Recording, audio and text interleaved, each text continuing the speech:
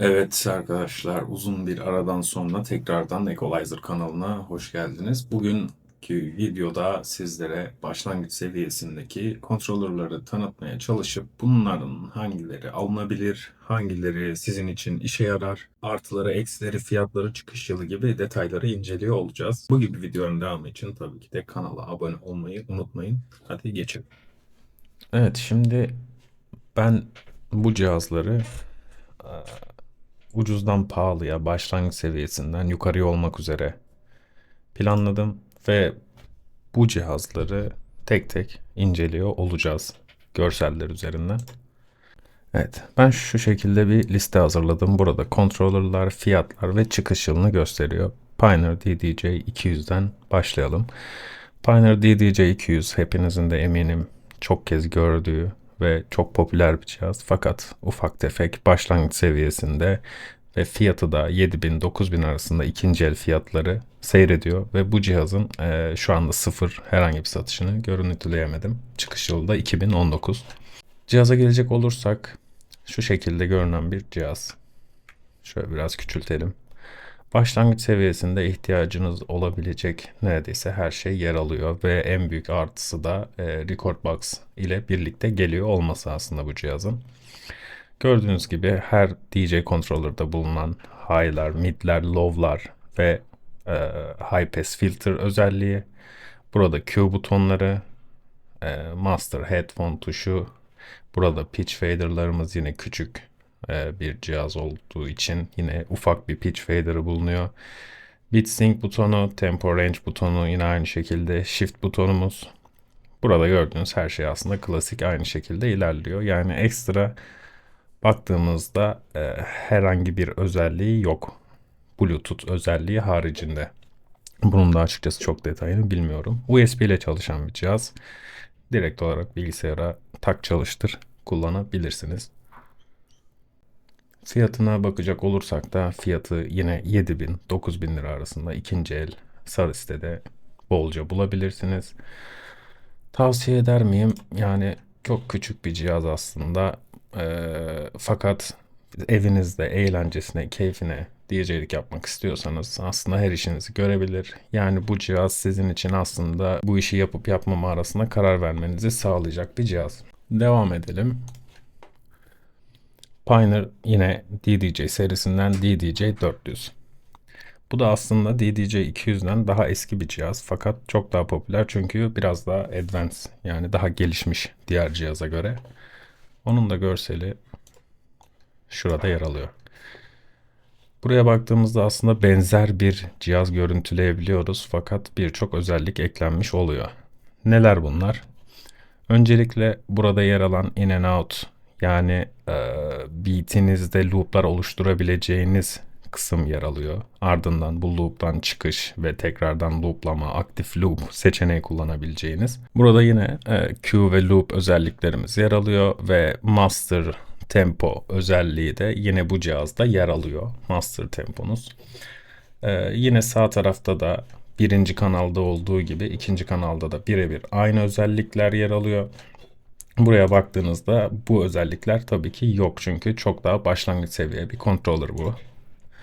Ardından orta kısma geldiğimizde Instant Doubles veya Loading kısımları yer alıyor. Yine bunda herhangi bir kütüphanenizde yalnızca cihaz üzerinden hareket edebileceğiniz ve kütüphanenizde şarkı seçebileceğiniz direkt bir buton bulunmuyor. Bu bence büyük bir eksi bu cihazda baktığımızda. Ardından burada Master Level'ımız yer alıyor. Yine burada bulunmayan bir özellik. Baktığımızda high, mid, low'lar ve filter'lar tabii ki bu kısım aynı. Burada bir trim özelliğimiz yer alıyor. Bunun yanı sıra kulaklık için Q veya master yani kulaklığınızın sesini detaylı bir şekilde ayarlayabileceğiniz bir seçenek aslında. İki çalan şarkıyı yani iki kanaldan da çalan şarkıyı tek kulaklıkta duyabilmenizi sağlıyor bu özellik. Q'ya getirdiğinizde de yalnızca seçili olan kulaklıktan çalmasını sağlıyor. Burada da yine kulaklığın level yani volüm kısmı var. Yine bu cihaza baktığımızda bu özellik bulunmuyor. Ardından burada bir efekt butonumuz var. Yine aynı şekilde buradan baktığımızda da FX Select yani efektlerinizi seçebileceğiniz kısım yer alıyor. Hangi kanala efekti yönlendireceğiniz seçeneği burada yer alıyor. Ardından burada da efekti ne kadar seviyeye uygulamak istediğinizde ayarlayabileceğiniz bir kısım yer alıyor. Devam edelim. Yine bu kısımlar biraz daha aynı fakat gördüğünüz gibi Hotkeyo'nun altında keyboard, Beat Loop'un altında Pad FX, Beat Jump'ın altında yine Pad FX 2 kısmı, Sampler'da da Key Shift gibi bir buton yer alıyor. Bunlar aslında bu Shift tuşuyla burayı kullandığınızda buraya 4 farklı özellik daha eklemenizi sağlıyor. Burada yani 4 buton değil de 8 buton gibi düşünebilirsiniz. Bunların her birinin ikinci bir işlevi daha var. Aynı şekilde burada da. Yine pitch fader'lar ortalama aynı boyda fakat DDJ 200 ile baktığınızda bu bir tık daha büyük bir cihaz, yani biraz daha DJ controller gibi hissettiren bir cihaz diyebilirim. Şimdi jog wheel'larımız yine benzer bir şekilde, herhangi bir çok büyük bir farkı yok. Yine DDJ 400'de bulunup 200'de bulunmayan channel level, yani her iki kanalınızın da ses seviyesini kontrol edebileceğiniz, peak noktasını kontrol edebileceğiniz bir renkli gösterge yer alıyor.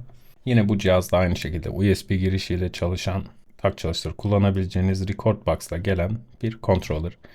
Fiyatına geldiğimizde ise yine bunun herhangi bir şekilde sıfır satışı bulunmuyor. Fiyatları ise 12.000 ile 18.000 arasında değişiyor ikinci elleri ve çıkış yılı da 2018 olarak not almışım. Sıradaki cihaz yine DDJ 200 ayarında bir cihaz aslında. Pioneer'ın geçen yıl çıkardığı, çok başlangıç seviyesinde DJ'lik yapmak isteyen arkadaşlar için piyasaya sürdüğü aslında Alpha Theta markasının, fakat Alpha Theta da yine Pioneer'ın alt markası olduğu için direkt Pioneer yazdım. Pioneer DDJ Flex 2. Fiyatı 11.500 ila 13.000 TL arasında değişiyor. Sıfır fiyatı ve çıkış yılı dediğim gibi 2024. O cihaz da bu şekilde. Aslında Pioneer DDJ 200 ile yan yana koyduğumuzda yine benzer özellikler taşıyor. Ekstra baktığınızda hiçbir özellik yok. Yalnızca basic DJ'lik yapmanızı sağlayabilecek özellikler, high, mid, low'lar ve efektler, yani master volume knob'u dahi bulunmuyor. Baktığımızda yine hotcue'lar, pad fix'ler ve performance pad'lerimiz var burada. Smart fader'ımız, headphone yani kulaklığa hangi sesi vereceğiniz butonlar, master butonları. Yani çok açıkçası anlatacak bir şey yok. Çok ufak tefek bir cihaz, yani düşündüğünüzde boyu yaklaşık 1,5 karış kadar falan. Şu kadar bir cihaz aslında. Aşağı yukarı bununla aynı boy fakat yine DDJ 200 bir tık daha büyük bu cihazdan. Fiyatına değer mi? Ben almazdım diyebilirim ama Pioneer kalitesinde ve başlangıç seviyesinde herhangi bir fiyatta sorunum yok diyorsanız, ufak tefek olsun, taşınabilir olsun diyorsanız da bu cihazı tercih edebilirsiniz. Ardından Pioneer DDJ yine Flex 4 geliyor. Bu piyasada en çok gördüğünüz cihazlardan biri olabilir. Çünkü çok popüler bir şekilde kullanılıyor ve 2022 yılında çıkış yapmış. O yıldan beri sizin de videolarda vesaire en çok gördüğünüz cihaz olabilir bu cihaz. Bu cihaz da aslında yine Pioneer DDJ 400'de benzer özellikler taşıyor. Ancak ufak tefek farkları var diyebilirim. Örneğin Type-C girişiyle çalışıyor ve hani biraz daha tasarım olarak daha başarılı diyebilirim. Boyutları da yine DDJ 400'de aşağı yukarı aynı fakat bir tık daha küçük. Yine taşınabilirlik anlamında başarılı bir cihaz. Record Box ile geliyor. Ücretsiz olarak Record Box kullanabiliyorsunuz. Yine Serato ile de MIDI mapping yaparak bu cihazı kullanabiliyorsunuz. Buna ek olarak da bu cihazda bir mikrofon girişi de yer alıyor bildiğim kadarıyla. Burada da zaten gördüğünüz gibi mikrofon level butonu var. Beat FX'lerimiz yine DDJ 400 ile aynı. Bu kısımlar tamamen aynı. Yani burada aslında sadece biraz daha çıkış yılı ve yazılımla uyumlu çalışması fark yaratıyor diyebiliriz. Çok tercih edilmesinin sebebi de sanırım hani çıktığı yılda çok fazla tutulmuş olması ve hani daha yeni bir cihaz olması sebebiyle yine Pioneer güvencesiyle güzel bir controller deneyimi sunuyor aslında bize.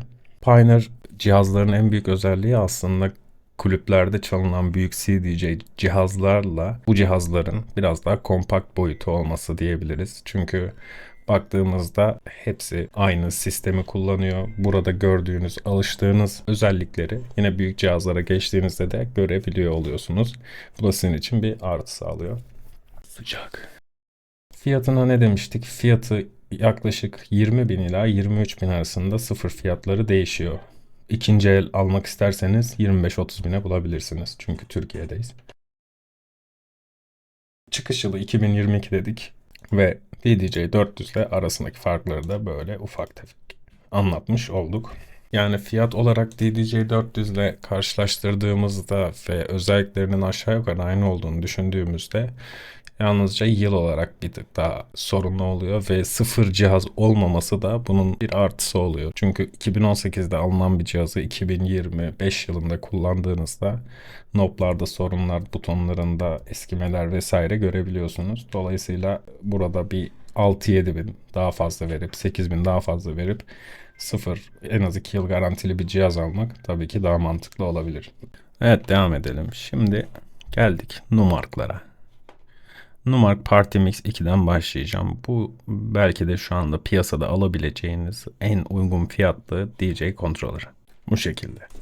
Şimdi yine buna da baktığımızda aslında DDJ 200 veya DDJ Flex 2 cihazlarıyla karşılaştırdığımızda çok benzer bir cihaz görüyorsunuz.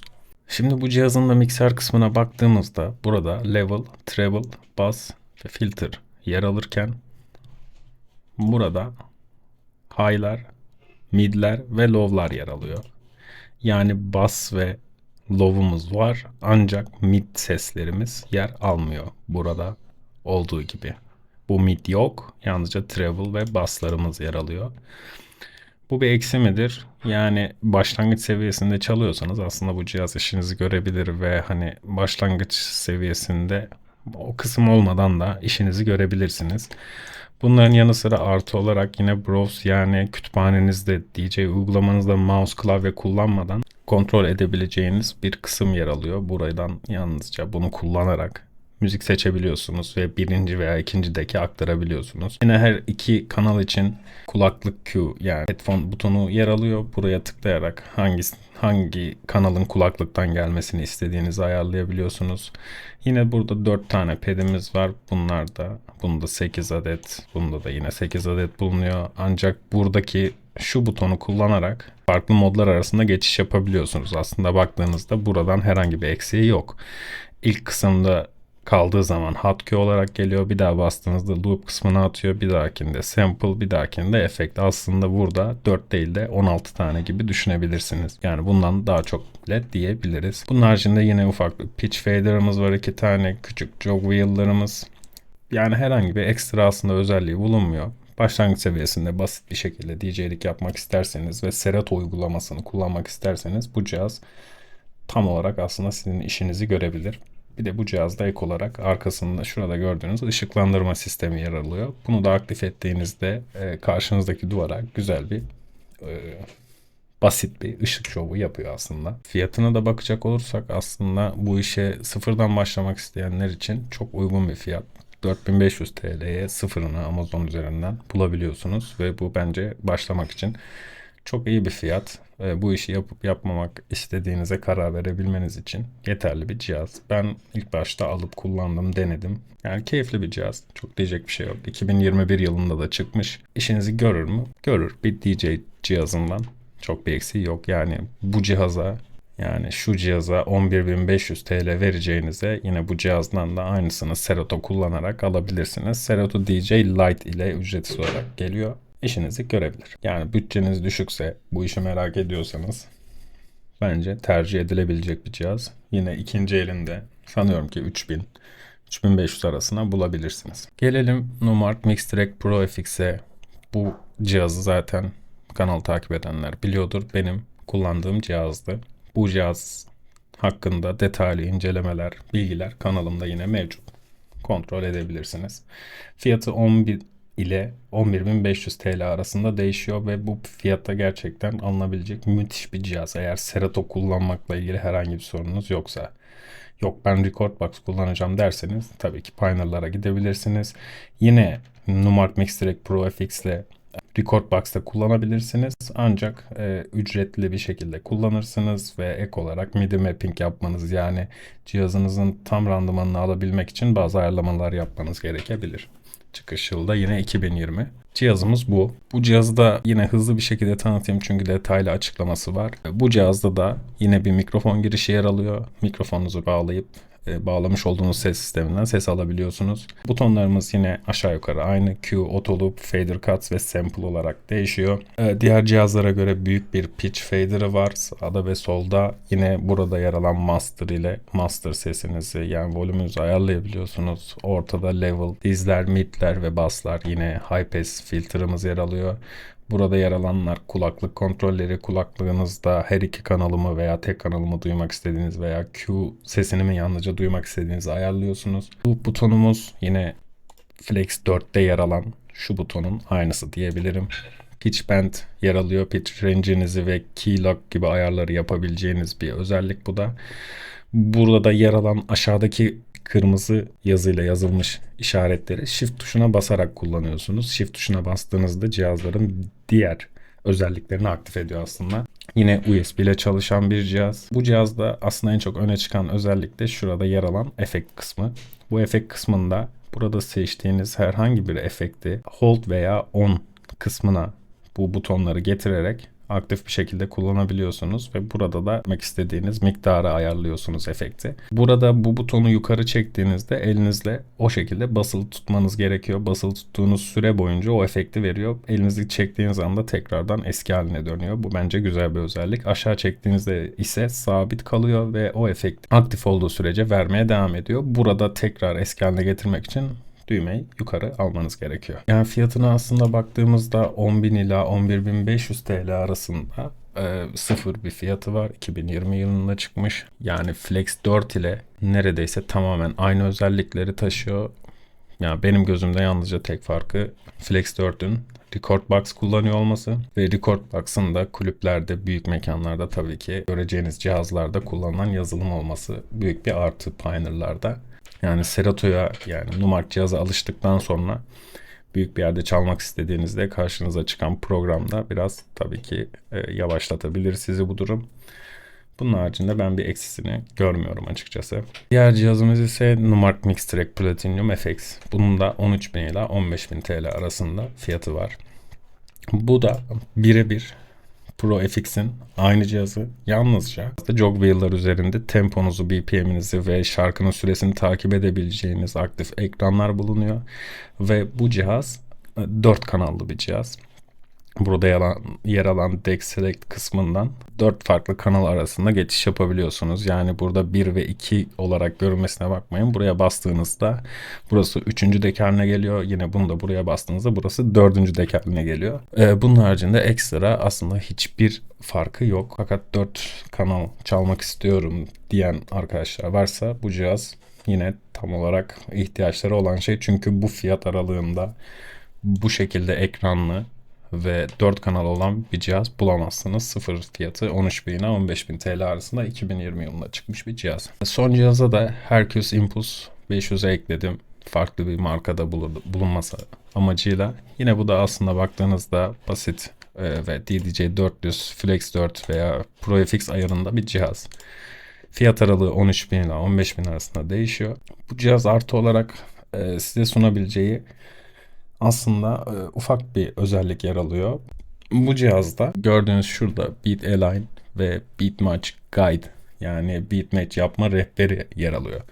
Bu özelliği aktif ettiğinizde örneğin 2 farklı şarkı çalıyor. Burayı Beat Match yapmak istiyorsunuz. Burada yer alan tempo kısmında şuradaki artı ve eksilerde kırmızı, yeşil işaretler yanıyor. Yani kırmızı olduğunda temponuzun tutmadığını henüz ve ayarlamanız gereken yönü göstertiyor size. Yine burada da yer alan Beat Align kısmında da yine kırmızı yeşil ışıklarla ne tarafa yönlendirmeniz gerektiğini öğretip size beat match konusunda bir pratik yaptırmış oluyor. Hızlı bir şekilde beat match'i öğreneyim, bu cihazda kullanayım derseniz işinizi görebilir. Fiyat aralığı da dediğim gibi 13.000 ila 15.000 TL arasında. Fakat çok popüler bir cihaz değil çünkü Pioneer ve Numark gibi cihazların yanında biraz daha farklı bir cihaz. Çok fazla tercih edilmiyor. Açıkçası sebebini de bilmiyorum. Çünkü gayet temiz, güzel bir cihaz. Bu da bildiğim kadarıyla Serato kullanıyor. Ve kendi uygulaması DJ Used sanırım diye okunan bir uygulaması var. diyorum ve burada videoyu aslında sonlandırıyorum. Elimden geldiğince tüm piyasadaki başlangıç cihazları anlatmaya çalıştım. Eğer bu cihazlar hakkında bir sorunuz veya incelenmesini istediğiniz bir cihaz olursa yorumlarda belirtmeyi unutmayın. Siz hangi cihazı tercih ederdiniz, hangisini kullanıyorsunuz veya sizce başlangıç seviyesindeki insanlar hangisini almalı? Bence yorumlarda bununla ilgili bilgi paylaşımı yapabiliriz. İzlediğiniz için teşekkür ederim. Kanala abone olmayı unutmayın. Hoşça kalın.